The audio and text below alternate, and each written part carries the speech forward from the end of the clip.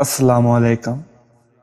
پچھلی گفتگو میں ایران کے شہر قم کے حوالے سے آپ سے میں نے بات کی تھی، جس میں نے بیان کیا تھا کہ امام زمانہ امام مہدی علیہ السلام کے ظہور میں ایران کے شہر قم کا نہایت اہم کردار ہے۔ اور آج کے اس پیغام میں مختلف احادیثوں، روایات اور معصومین علیہ السلام کے فرمان کا حوالہ میں آپ کے سامنے پیش کروں گا۔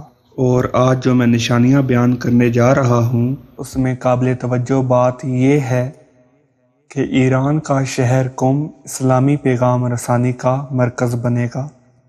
یہاں سے زمین کے کمزور طبقوں کو اسلام کی بات پہنچے گی، نیز وہاں کے علماء دین اور دانشور حضرات دنیا پر حجت قرار پائیں گے۔ اسی سلسلے میں امام صادق علیہ السلام فرماتے ہیں، عنقریب شہر کوفہ مومنین سے خالی ہو جائے گا اور علم و دانش وہاں سے رخصت ہو جائے گا، اور سانپ کی مانند جو اپنے بل میں محدود رہتا ہے محدود رہ جائے گا، اور شہر قم سے وہ ظاہر ہوگا وہ علم، دانش، فضل اور کمال کا مرکز بن جائے گا، اس درجے پر کہ روئے زمین میں کوئی فکری اعتبار سے کمزور نہیں بچے گا جو دین کے بارے میں جانتا نہ ہو۔ حد یہ ہے کہ گھر میں رہنے والی عورتیں بھی، پردہ نشین خواتین بھی علم و دانشوری سے محروم نہیں رہیں گی، اور ایسا ہمارے قائم کے ظہور کے نزدیک ترین زمانے میں ہوگا، یعنی جب امام کا ظہور قریب ترین ہوگا تب یہ نشانیاں رونما ہوں گی۔ سرکار فرماتے ہیں، خداوند عالم اہل قم کو حجرت حجت کا جانشین قرار دے گا، اور اگر ایسا نہ ہوا تو زمین اپنے رہنے والے کو نگل جائے گی اور روئے زمین پر کوئی حجت باقی نہ رہے گی۔ لہٰذا شرق ہو یا غرق، دنیا عالم میں قم سے علم و دانش کی اشاعت ہوگی اور عالم پر حجت ہوگی، اس طرح کہ کوئی ایسا نہیں بچے گا جو علم و دانش سے محروم رہ جائے۔ اس وقت سرکار صاحب و زمان ظہور کریں گے اور کافروں پر خدا کا عذاب ان کے ذریعے سے نازل ہوگا۔ خداوند عالم اپنے بندوں سے اس وقت تک انتقام نہیں لیتا جب تک ان پر حجت تمام نہیں کر دیتا۔ اور دوسری روایت میں اس طرح آیا ہے، اگر قم کے رہنے والے نہ ہوتے تو دین مٹ گیا ہوتا۔ یہیں پہ سرکار سے چھٹے امام جعفر صادق علیہ السلام سے روایت ہے کہ قم کی بلندی پر ایک فرشتہ آیا جو اپنے دونوں پروں کو ہلاتا رہتا ہے، اور کوئی ظالم یہ ارادہ ہی نہیں کر پاتا کہ قم کو برباد کر سکے، مگر خداوند عالم اسے نمک کی طرح پانی میں گھلا دیتا ہے۔ اس وقت حضرت عیسیٰ بن عبداللہ قمی کی طرف اشارہ کرتے ہوئے کہا، قم پر خداوند عالم کا درود ہو، خداوند عالم اس کی سرزمین کو بارش سے سیراب کرے، ان پر اپنی برکتیں نازل کرے گا، گناہوں کو نیکیوں میں بدل دے گا، وہ لوگ رکوع کریں گے، سجود کریں گے، قیام کریں گے، اس طرح وہ لوگ فقیہ، دانش مند، صاحب فہم، وہ لوگ اہل دریت اور روایت، نیک عبادت گزار لوگوں میں بصیرت رکھنے والے ہوں گے۔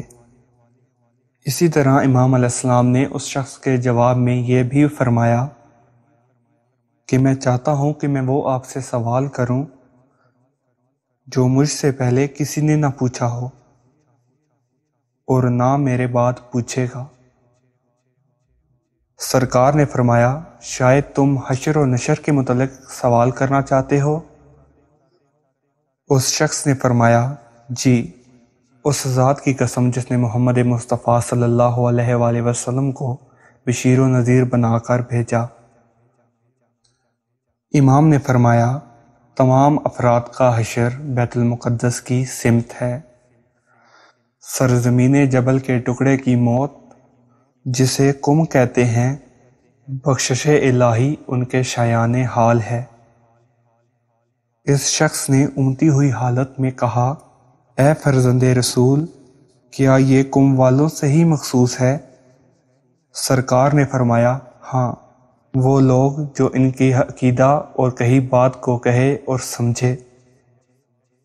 یہاں پہ قابل غور نقطہ یہ ہے کہ روایات میں قوم والوں، ان کے افراد اور اہل بیت علیہ السلام کا حق لینے کے لیے قیام کرنے کا ذکر ہے۔ عفان بصری کہتے ہیں کہ حضرت امام جعفر صادق علیہ السلام نے مجھ سے فرمایا کہ کیا تم جانتے ہو قم کو قم کیوں کہتے ہیں؟ میں نے کہا کہ خداوند عالم، اس کا رسول اور آپ بہتر جانتے ہیں۔ امام نے فرمایا کہ قم کو اس لیے اس نام سے یاد کرتے ہیں کہ اس کے رہنے والے قائم آل محمد کے گرد جمع ہوں گے اور حضرت کے ساتھ قیام کریں گے، اس راہ میں ثابت قدم اور پائیداری کا ثبوت دیں گے، آپ کی مدد کریں گے۔ یہیں پہ اگر آپ غور کریں تو سر زمین کی سب سے بڑی نعمت عظمیٰ جناب معصومہ قم ہیں۔ ان کا وجود بابرکت قم کو تمام اشرات اور تمام محب آل محمد کے لیے قبلہ و کعبہ بنایا ہوا ہے۔ قم کی سرزمین اتنی بلند بخت ہے جس کو معصومین علیہ السلام نے دعا دی۔ یہ سرزمین اتنی بلند بخت ہے کہ قائم آل محمد کے بہترین جانثار اور وہ عالم دین جو پوری دنیا پر حجت ہوں گے، وہ قم سے ہی نکلیں گے۔ خداوند عالم بے حق محمد و آل بیت محمد اس سرزمین کو اپنی پاک پناہوں میں رکھے اور ہم سب کو اس قابل بنا دے سرکار کے ناصرین میں اور مددگاروں میں شامل ہو کر ہمارا حشر اور ہمارا اٹھنا قم کی سرزمین سے قرار پائے۔ اور اسی سلسلے میں آگے آپ کو مزید جو سرزمینیں ہیں ان کے حالات کے بارے میں آپ کو میں بتاؤں گا، خصوصاً کوفہ، شام، اس کے بعد مدینہ اور مکہ کی حالت، اور خاص طور پر اصبہان، اس کے بارے میں ذکر کریں گے کیونکہ یہ قائم آل محمد کے قیام سے پہلے کی صورتحال ہیں جو پیش آئیں گی، اور اس سے پہلے جو جتنی بھی ہیں اہمیت کی حامل جو سرزمین ہیں وہ اپنی اپنی جگہ پہ سرچشمہ ہدایت موجود رہیں گی۔ انشاءاللہ اس پہ گفتگو کریں گے اور اس کے بعد بڑی تیزی سے قیام کے بعد کے حالات، امام زمانہ کے قیام کے بعد کے حالات بیان کروں گا۔ اللہ نگہبان۔